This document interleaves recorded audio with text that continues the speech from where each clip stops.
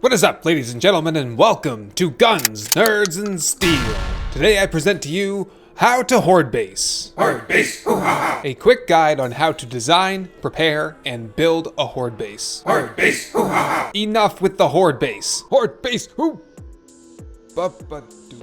This is by no means comprehensive, so if you have any other strategies that are not covered here, please let me know in the comments down below.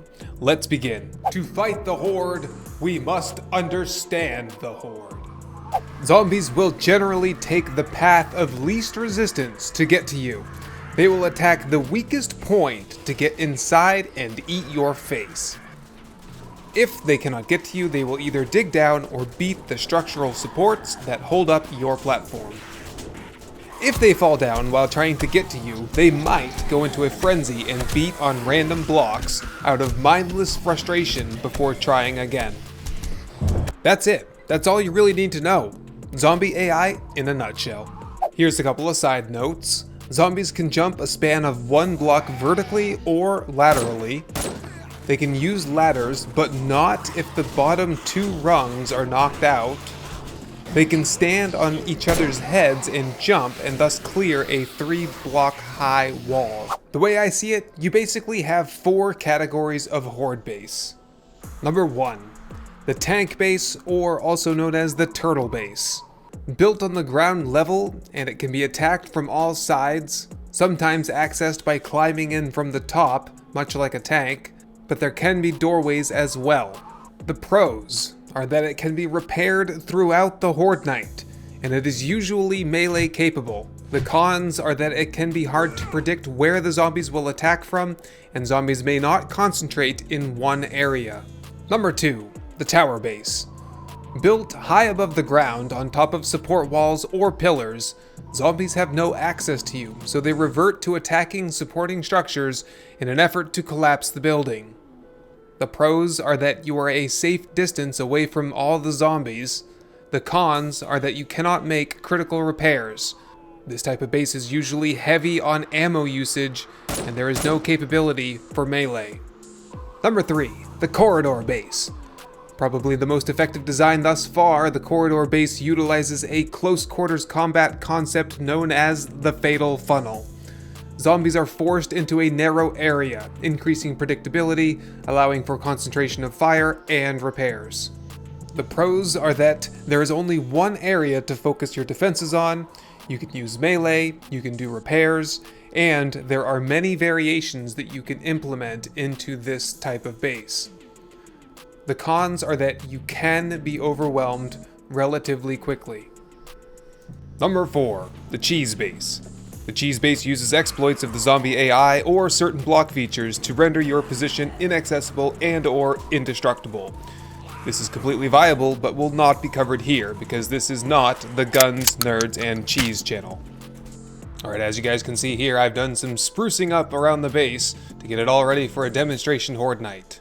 Complete with lighting, spike traps, automated vault door hatches to redirect zombie traffic, burning campfires in the pit to set zombies on fire, all controlled with switches on the interior. Okay, we'll start things off in the tank base today, and when that fails, we'll come up here into the tower base. We will hold there momentarily, and then we will open up the corridor bases. There are 4 of them. We'll see how every one of them does. If all corridors were to fail, we can always come up here and do the tower base thing again from up here. The bigger your Horde base, the more repair work you can expect to do. Time is the most important resource. Upgrades and repairs can really cut into your week. Always have a plan B or fallback options. It's advisable to separate your Horde base from your home base. Plan ahead, start thinking about how your base will handle birds, spiders, cops, and demolishers starting on day 1. And spider zombies can occasionally jump as high as 7 blocks or even higher if they stand on top of another zombie.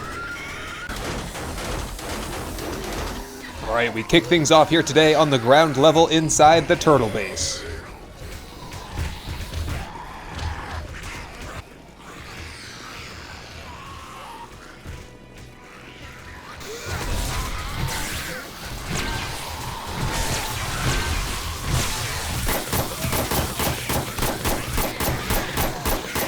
Alright, so the design we've gone with here is the quad pillar formation. Whoop, oh, they're coming in from the top now. Let's It's alright. We've got a little bit of a fatal funnel here. Nope, maybe it's not alright. Get back! Ow! Okay, time to go up here. Turtle base has failed.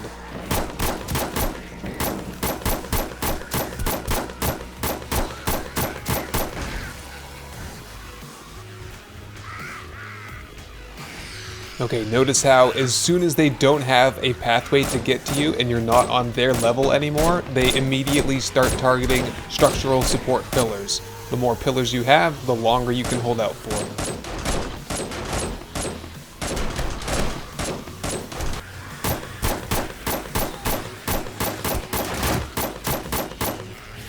Alright, before we start losing structural supports here, let's try out the simple corridor on this side over here.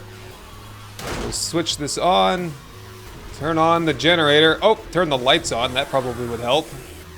Okay, there is a pathway over here for them, we just need to wait for them to reset.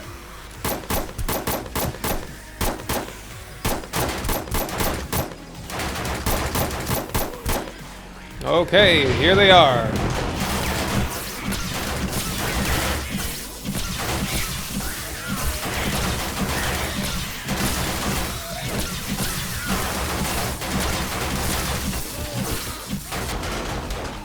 Alright, the wider you make the corridor, the more zombie traffic will be able to make it to your position. The skinnier you make it, the more likely they are to fall off the sides down to the bottom and then have to recycle. Armor-piercing bullets are really effective on a design like this because the bullets go in a linear direction and can hit multiple zombies along their path.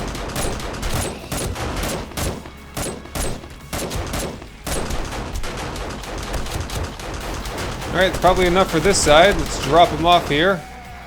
Oh, I'm dying. Okay, and let's reset them over to this side now. Okay, that activates the doors so that they can now cross this pathway. This here is just a hatch corridor. You can do this with blocks, bars. You can do it with a fall pit or not. It doesn't matter. There is a pit down there for them to fall into from the sledge turret and just, you know, them pushing on each other. So they can catch on fire down there in the pit.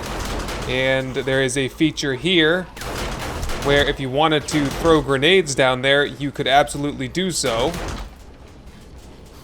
Because they will get stuck down there and they'll just beat on stuff, or they'll catch on fire and die eventually. Alright, here they are. This is like a T-shaped corridor so they can fall off the back end, especially if you were using a melee weapon like a sledgehammer up at the front. And then once they start breaking through, they will be able to fall off the side edges down into the pit. The idea here is as they break the hatches, you just kind of move back. So we move back a little bit, now we can use the sledge turret to help us out. And down they go into the pit. Let's continue the fallback here.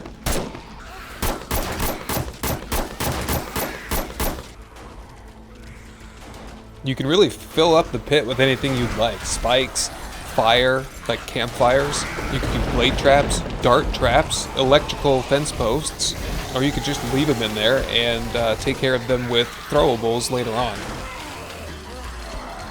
Okay, I think we've seen enough of this side. Let's go ahead and activate this. Alright, let's try the obstacle base over here. Again, now we've converted back to just a regular old tower base.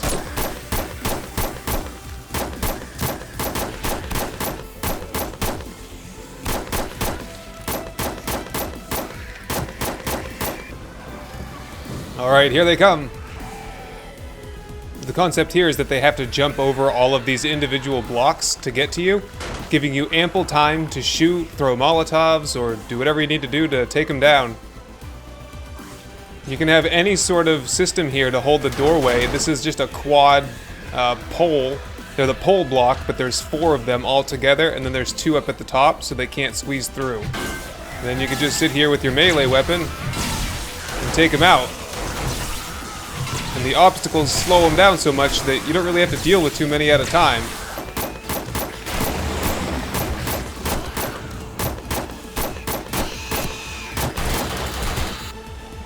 I think there's still a couple down there in the pit, so let's try this out. There we go. Too easy.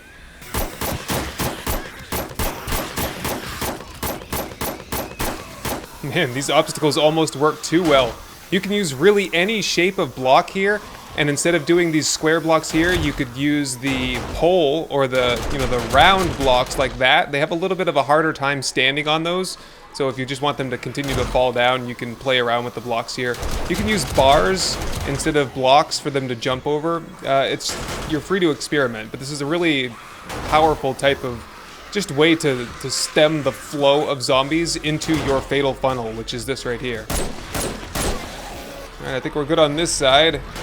So that closes the door there. Clean this guy up. Now everyone will go back to destroy all blocks mode. Look, they're even knocking out some supports. That's a little dangerous. So we'll open up this side now. As well as turn all the traps on. And this will turn everything else on as well as the guns. We'll save that for a little bit later.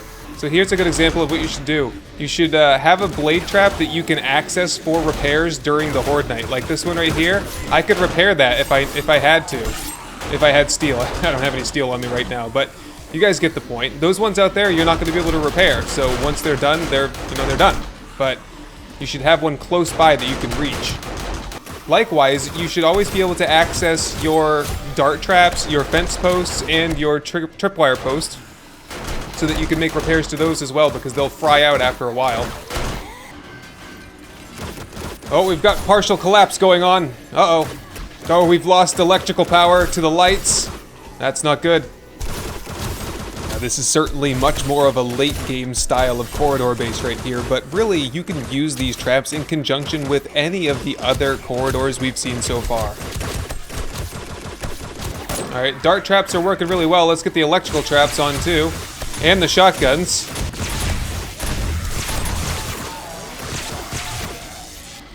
Now it is definitely worth pointing out here that you do not get full XP by using electrical traps to kill your zombies. As you go into advanced engineering, you get more and more XP per kill, but it's only a maximum of 50%, and that's if you have advanced engineering maxed. So by leaving the ceiling open like this, not only does it allow me to shoot the birds if I have to, like in this case the electrical has failed and I've lost power to the SMG turrets, but also when the time comes, I'll be able to go up here and use this as another tower base once they're inside, or like now if there's like a partial collapse, we can kind of get up here and hold out as long as we can. So this system here is definitely a little bit OP. You're not going to get as much XP from trap kills as you would if you were killing them yourself, but it is nice to watch.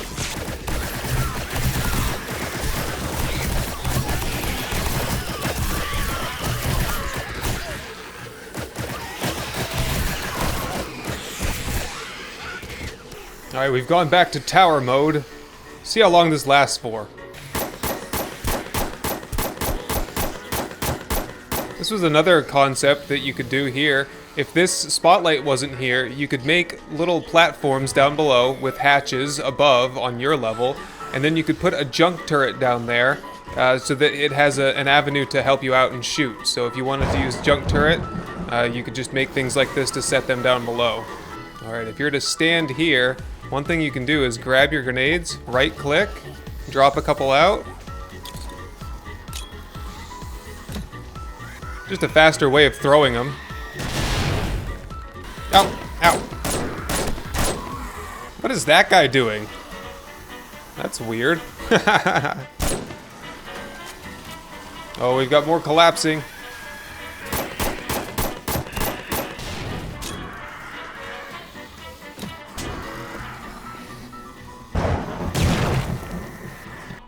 Alright, the horde has concluded, and the base is still standing. Let's take a look at the damage here. There's a couple of huge considerations when you're building your horde base. You definitely want to have a very strong stairway to get up to you, if that's the way you want to go. Once these stairways get knocked out, and there's no way up, well, you basically have a tower base at that point. Here's something you should do right here. If you want to do stairwells going up to you, you should make these little pyramid-shaped stairwells so they don't have a tendency to get stuck. A lot of times, if you watch closely, when zombies are trying to get up to you, they just get kind of pinned right here because there's so much traffic, and they'll start beating on these blocks. Definitely make your support pillars strong. At least this block right here. This should be the first one that you upgrade. The block at the second level. This is a pretty viable trick. If you have plenty of wood to burn, you can put fireplaces down there. It will catch zombies on fire and kill them, but you will not get any points or XP points for them dying. It's a trick I've been using lately. Ow, whoops. I've been putting bars on the outside of my dart traps so that when cops and demolishers blow up, there's just that added layer of defense for them. These dart traps can shoot through it, and dart traps do not do damage to blocks, so you don't have to worry about them destroying each other. See a lot of people using spike traps, and that's a completely viable way to go. I just want to give you my 2 cents. These are extremely resource intensive, so time is the ultimate resource in this game, and I think that there are better things that you can do with your time than mine and chop wood and such to make spikes and then laying them all around and then replacing them after every horde. If you think through it, you can actually get them into a fatal funnel where you can kill them yourself, either with guns or melee. You get much more XP that way, and it's just a lot less resource intensive and time intensive. All right, I just wanted to put one example here of different things you can do on a corridor. So you can make this 2 wide, 3 wide. In the Vanguard series, it's 1 wide, but I use 2 blocks. I use half blocks that are like side by side to do this. And therefore it would require 2 blocks breaking to destroy the corridor instead of just 1, whereas, you know, if one of these blocks goes down, the corridor fails. You can use poles, you can use these round, like log-shaped blocks, you can use wedge blocks, it really doesn't matter. There are certain blocks, like wedge tips, that zombies do have difficulty pathing over, and that's when you get into the cheese base type of builds. Now, there are many types of little doorways or fighting positions that you can create. This is my favorite here because it allows me to shoot dogs and spiders while providing a good defense against the zombies once you close these hatches. Another here, just a hatch in the doorway. It's tried and true, the good old-fashioned way right here. This works just as well as anything. This one here is also just hatches in the doorway, but there's a blade trap in front of it to help kill the zombies once they get up to the front. So what I was talking about earlier, this is a quad pole technique. So these are just simple poles, but you put them horizontal, and there are 4 of them. There's 1 in the back, or 2 in the back really, and 2 in the front, 2 on the top, 2 on the bottom. So that works really well as well, especially when they're upgraded to steel. This takes a long time to get through, and you would think that zombies would be able to jump up through here and get to you, and I'm pretty sure dogs can if it gets to that point. I think dogs actually get stuck more on the bottom. But because there's poles at the top as well, tall zombies or just regular sized zombies, they can't jump. As you can see, I just kind of got stuck there. I have to crouch down to get in there. So this is a really nice trick, especially late game where you have a switch hooked up to a powered vault door, and that is how you open and close traffic. But you can do this with wooden doors or with iron doors. You just have to make sure that you have a way in which you can, I'll just demonstrate here, maybe jump up on the side and activate the door, and don't wait too long, because if it's to the point where they've already broken through, you're gonna have a really hard time getting over there and closing that door, opening it, whatever the case may be, to cut off traffic if zombies are basically killing you while you're doing it. So the turtle base didn't fare very well here. Here's a floating block, so you can do tricks like this with floating blocks to make like floating bases and pretty interesting type of cheese bases where the zombies think they can get to you, but they really can't because, you know, things are levitating more or less. This was a flagstone and regular concrete base, so it was pretty soft. It didn't hold up for very long. But if you're repairing and these are upgraded to like reinforced concrete, especially in the early hordes, you can fare pretty well in a base like this. But get ready for plan B, because once it fails and zombies are inside, there's not much else you can do. So in this case, whoop, get out of here. Okay, so in this case, it was accessed from the top. You can put doors down here, but zombies have a sort of predisposition to go for doors, so I would not suggest it. You can't really shoot through doors or fight through doors, and if there's zombies behind doors, then it's kind of defeating the purpose. All right, so you access it from the top. Then we go to the tower base here. We saw how that worked. The base started collapsing, so you got to make sure that your base is strong if you're going to do a tower base. I always suggest that you do tricks like this, where this is a half block here and this is a full block here. You know, it looks kind of like it was just one block, but it actually has the strength of 3 blocks going up there. And you can put like plates, for example, on the outside of this to add more hit points to the block. And like I was saying earlier about planning ahead, you know, all you have to do is probably by the first couple weeks, you can get 1 or 2 dart traps. Just to set up a base that you can continue filling it in down the line. And as you get more materials and more traps, you can just keep on adding them on down. But your first blade trap can be this one up here, your first dart trap can be this one right here, and then just keep on adding as you go. Anyways, ladies and gentlemen, that's gonna have to do it for me for today. Drop a like, consider subscribing, blah blah blah. Do whatever makes you happy. I'll be back again soon for another tips and tricks type of video, and I hope that you'll join me again. But until then, I wish you all the very best. Thank you for watching, and goodbye.